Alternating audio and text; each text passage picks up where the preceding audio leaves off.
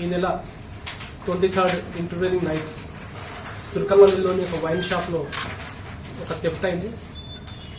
So అది మనకు తెలిసిన వెంటనే తుర్కపల్లి పోలీస్ స్టేషన్లో కేసు రిజిస్టర్ చేసి ఇన్వెస్టిగేషన్ స్టార్ట్ చేయడం జరిగింది. ఆ ఇన్వెస్టిగేషన్లో భాగంగా కొన్ని సీసీ కెమెరాస్ ఫుటేజెస్ వాళ్ళు వెళ్ళిన ఏరియా మొత్తం కూడా సర్చ్ చేయడం జరిగింది. అందులో మనకు సీసీ కెమెరా ఆధారంగా ఫుటేజెస్ క్లియర్గా మనకు లభ్యమైనవి. దాని ఆధారంగా వాళ్ళు మాస్క్ పెట్టుకున్నప్పటికీ కూడా వాళ్ళ వే ఆఫ్ వాకింగ్, వాళ్ళ వే ఆఫ్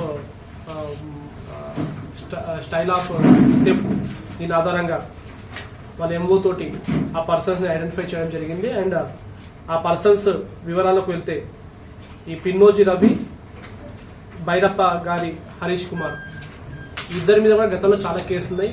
రవి పైన సుమారు 13 కేసులు ఇవే నైట్ హౌస్ బ్రేకింగ్ కేసెస్ ఉన్నాయి. అండ్ హరీష్ మీద కూడా సుమారు 6 కేసులు ఉన్నాయి. వీళ్ళంతా జైల్లో ఇద్దరు పరిచయం అయినారు. జైల్లో పరిచయం అయిన తర్వాత ఈ రవి అదే రోజు పొద్దున జైలు నుంచి బయటికి రావడం జరిగింది బెయిల్ పైన. అదే రోజు సాయంత్రం మళ్ళీ అఫెన్స్ కమిట్ చేయడం జరిగింది. ఈ హరీష్ కూడా ఒక నెల రోజుల ముందే జైలు నుంచి రిలీజ్ అయ్యి బయటికి రావడం జరిగింది. అండ్ వచ్చిన వెంటనే వీళ్ళు మళ్ళీ సేమ్ వాళ్ళు ఆపరేట్ చేయడం జరుగుతూ ఉంది. అండ్ ఈ దొంగతనానికి మరొక ఇద్దరు కూడా సహకరించడం జరిగింది. అందులో నవీన్ కుమార్ అండ్ నరసింహులు. ఈ నవీన్ కుమార్, ఈ నరసింహులు అంతా కూడా బైక్స్ ప్రొవైడ్ చేయడం వాళ్ళకి. వీళ్ళు దొంగతనం చేసిన తర్వాత వాళ్ళకి షెల్టర్ ఇవ్వడము, వీళ్ళందరూ ఒకే ఏరియాలో కూర్చోవడము, ఇవన్నీ చేయడం జరిగింది. సో వీళ్ళ ఎంఓలోకి వెళ్తే మీరు ఆల్రెడీ మీరు వీడియో చూశారు.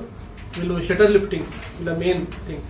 చేతులతోనే వాళ్ళు షటర్ని వంచి దాని లోపలికి ఇంగ్రెస్ అయిపోయి షాప్లో వాళ్ళు క్యాష్ కౌంటర్లో క్యాష్ అవన్నీ కూడా తీసుకొని జరుగుతూ ఉంది.